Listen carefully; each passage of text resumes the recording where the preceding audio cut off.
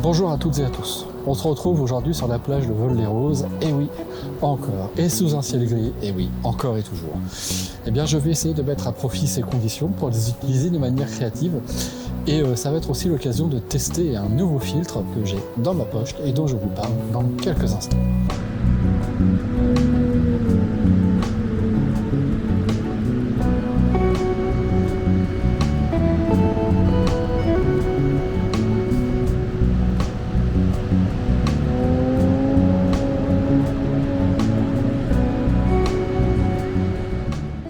Bon, je ne sais pas si vous pouvez bien m'entendre, parce que je suis vraiment tout au bord de la sortie de la Veule sur la plage, et donc c'est assez bruyant.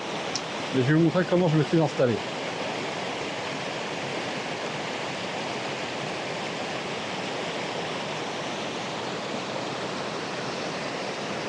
Alors j'ai cadré assez bas pour avoir cette perspective et l'eau qui passe au premier plan. Et essayer de mettre beaucoup plus l'accent sur le sol que sur le ciel, hein, qui n'a vraiment très peu d'intérêt.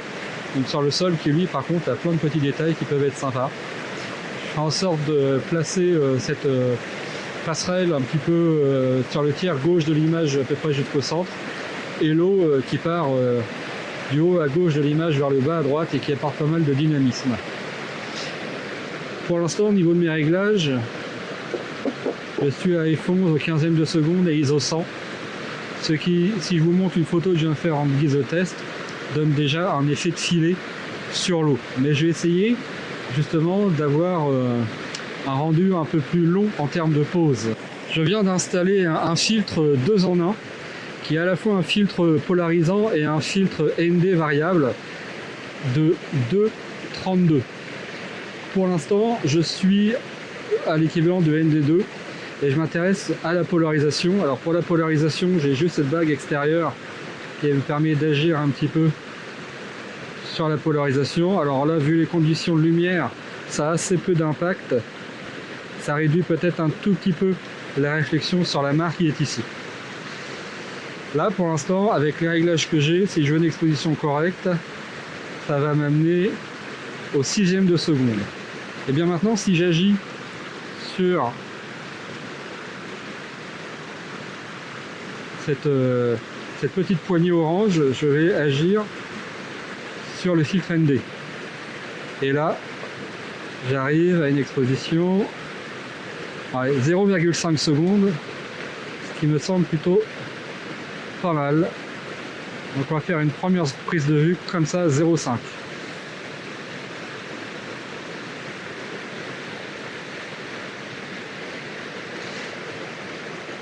Et là j'obtiens un effet de filet intéressant parce que on voit le mouvement de l'eau, mais on a encore de la texture dans cette eau. Et c'est ça que j'aime bien. Quand j'ai de l'eau en mouvement comme ça, c'est quand même de garder un peu de texture. Et j'essaierai bien avec un temps de pause un peu plus court.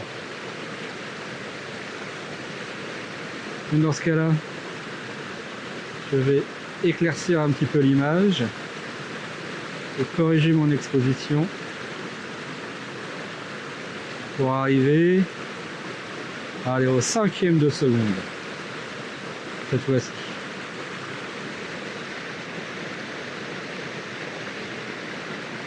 Étant donné que l'eau va vite, on peut avoir des vitesses un peu plus rapides et vous voyez, on a un peu plus de texture au niveau de l'eau, ouais, ce qui est pas mal aussi.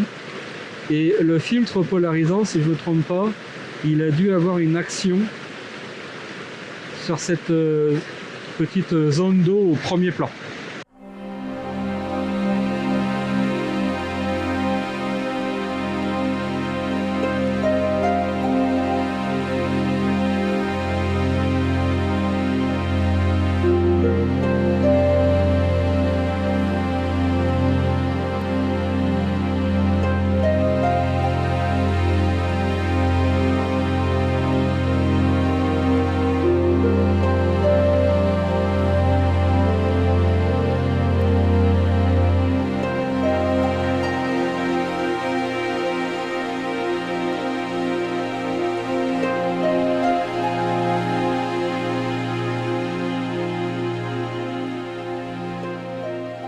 Je suis installé sur une nouvelle prise de vue, toujours au bord de la Veule, mais cette fois-ci un peu plus loin sur la plage.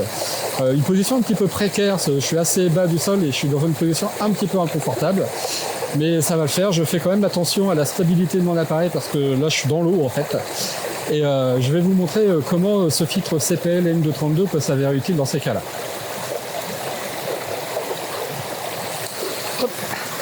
Alors je vous montre d'abord mon installation. Je suis assez bas du sol, assez près du sol, pardon. Et en fait, je viens chercher ce qui se passe en face. Alors depuis tout à l'heure, hein, y compris la première prise de vue, je suis pour l'instant avec le 1635. Et je vais vous montrer ma scène. Hop. Donc voilà comment elle est construite. On a vraiment une grosse importance de donner au premier plan avec ces galets et l'eau qui passe et la falaise qui s'éloigne un petit peu au loin.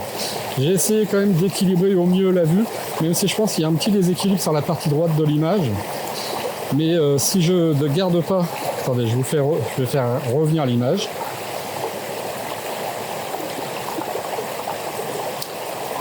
Voilà.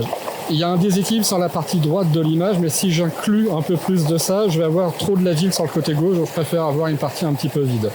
Alors en quoi ce genre de filtre peut être utile ? Bah là ce que j'ai fait, c'est que tout à l'heure j'étais avec une atténuation beaucoup plus faible, comme ceci, et j'avais une vitesse de l'ordre peut-être comme ceci.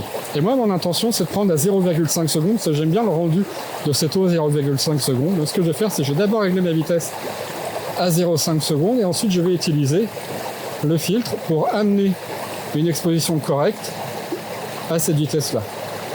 Voilà, là je suis à 0,5 et fond. J'ai également utilisé le filtre polarisant pour atténuer un petit peu les reflets de l'eau ici. Je refais mon point et c'est parti.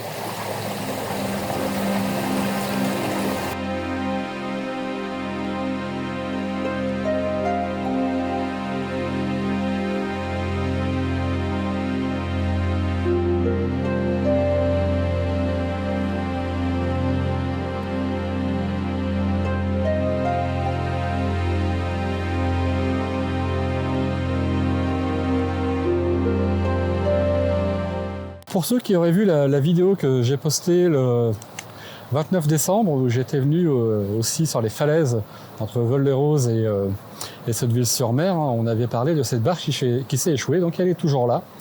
Et là, on voit que les opérations ont commencé. Alors, je suis peut-être un petit peu loin, en plus, cette caméra, c'est quand même un grand angle. Mais il y a un hélico là-bas qui est en survol stationnaire au-dessus du parking de Sotteville-sur-Mer. Et a priori, les opérations pour sortir la barge d'ici ont commencé. Et j'ai comme l'impression, alors c'est peut-être parce que le temps est plus clair que la dernière fois, mais j'ai comme l'impression que la barge est plus proche qu'elle ne l'était il y a une semaine.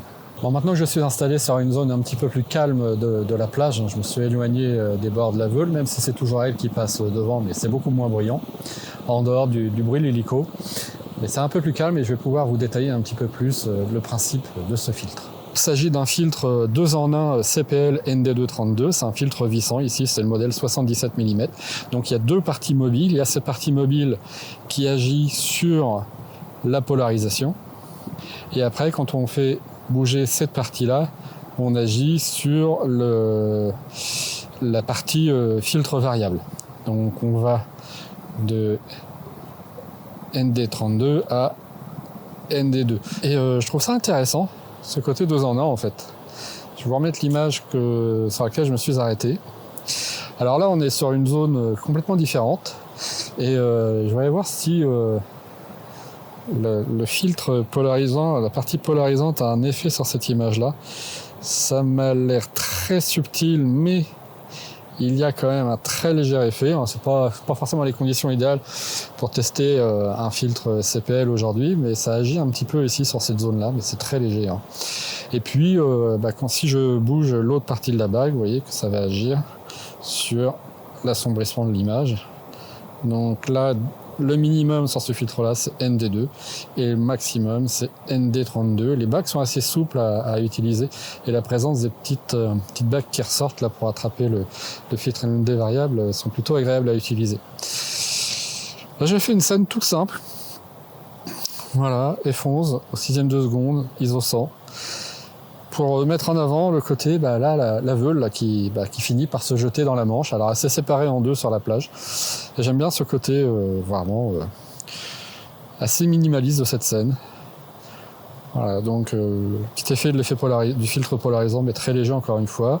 Donc ce qui m'amène à F11 au 6e de seconde, ISO 100.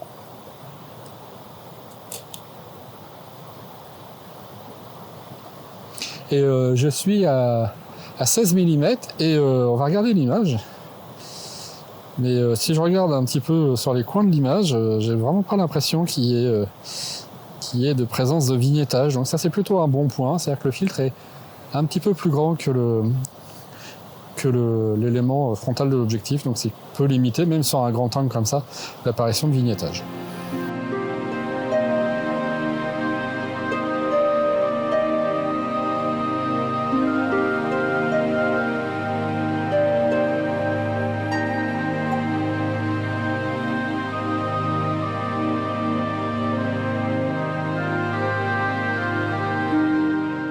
Je me suis installé sur une nouvelle prise de vue et cette fois-ci j'ai monté le 24-105 pour aller chercher un détail. Il y a un moment donné où la Veule se sépare en deux et je me suis justement focalisé sur le point de séparation. Donc je vous montre ce que j'ai. Donc vous voyez, d'un côté il y a l'eau qui passe par là et de l'autre côté l'eau qui passe par là et je suis intéressé par cette petite bande de sable ici. Ici en termes de vitesse, je ne sais pas exactement comment faire. Alors j'ai déjà un premier calage à 0,5 secondes. Je vais faire une première vue comme ça. On va dire que 0,5 secondes, c'est ma vitesse de base. Et là, si je regarde ici, je trouve que là, c'est trop lissé ici. Donc, ce que je vais faire, c'est que je vais prendre une vitesse différente. Je vais mettre à 0,3. Là, je vais utiliser donc le filtre variable pour ramener mon exposition correctement. Et je refais une nouvelle vue.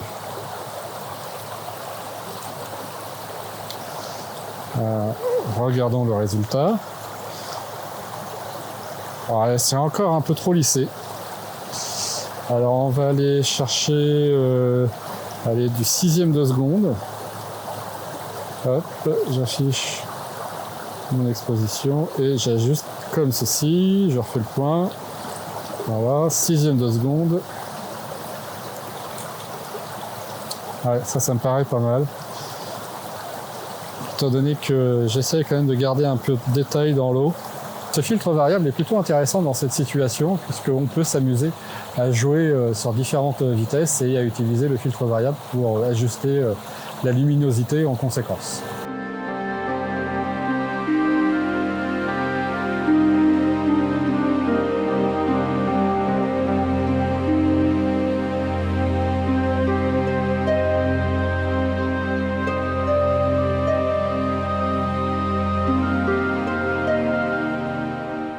Je me suis mis beaucoup plus près de la mer et je me suis arrêté sur un petit bloc de roche blanche et la marée montante parfois vient encercler ce rocher et j'ai envie justement de saisir le mouvement de l'eau autour. Alors vous voyez peut-être un petit peu penché, c'est parce que là, vu comment je suis installé, je préfère garder la sangle avec moi pour éviter tout risque de me faire surprendre par une déstabilisation soudaine du trépied. Alors je me suis mis en mode portrait. Hop, comme ceci. Alors j'essaie de vous montrer ça du mieux que je peux en mode portrait. Je vous montre l'image que j'ai cadrée. Voilà, donc c'est vraiment ce rocher blanc en plein centre. Et vous voyez comment par moment l'eau arrive autour. Alors ce que j'ai fait, c'est que j'ai fait mon point donc sur le rocher à F9 et j'ai tout de suite calé une vitesse de 1 seconde. Et j'ai désactivé le retardateur de 2 secondes pour être vraiment prêt au moment où l'eau arrive, comme ici par exemple. Alors oui, c'est un petit peu trop. Peut-être qu'une seconde c'est un peu trop dans certains cas. Mais tac. Voilà, il faudra que je fasse certains essais. Je pense qu'une seconde c'est trop long. Alors je vais redescendre à 0,5 et là encore une fois le filtre variable va être intéressant pour ajuster la luminosité en direct au plus proche et on va faire une série d'essais à 0,5 secondes. Il suffit maintenant d'attendre la bonne vague Il devrait pas tarder, que voilà. Voilà, alors un petit peu tard. Donc enfin, je cale mon temps comme ça, mais je pense qu'il y a moyen de faire quelque chose de sympa. On essaye encore, voilà. Ouais, ça c'est pas mal. Peut-être même que 0,5 secondes c'est encore de trop, mais vous voyez l'idée. Donc le filtre variable permet vraiment de jouer sur les vitesses en temps réel sans avoir besoin de changer de filtre à chaque installation et de s'adapter en temps réel aux variations de luminosité. Et ici, l'aspect polarisant a quand même eu un petit impact sur l'atténuation des reflets sur l'eau. Je vais continuer à faire des essais et je vous montre le meilleur résultat.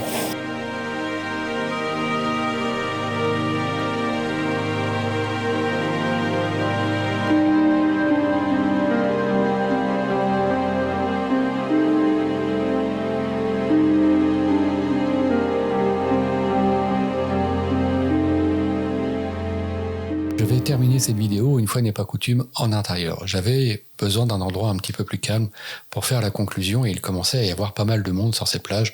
C'est normal, c'est les vacances, les gens en profitent. Alors, que dire de ce filtre? Eh bien, bonne découverte.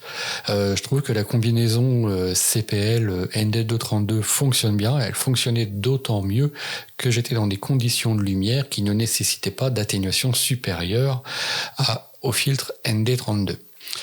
Le manque de lumière m'a pas permis de bien tester l'effet du CPL, même si il a quand même apporté quelques petites modifications à certains endroits sur les images. Si vous avez des remarques ou des questions au sujet de ce matériel, eh bien, je vous invite à m'en faire part à travers les commentaires et comme d'habitude, je me ferai un plaisir de vous répondre. Si vous voulez en savoir plus sur ce fil de chez KNF Concept, eh bien, il y a un lien dans la description et si vous êtes plus intéressé encore, vous pouvez utiliser le code de réduction qui se trouve dans la même description.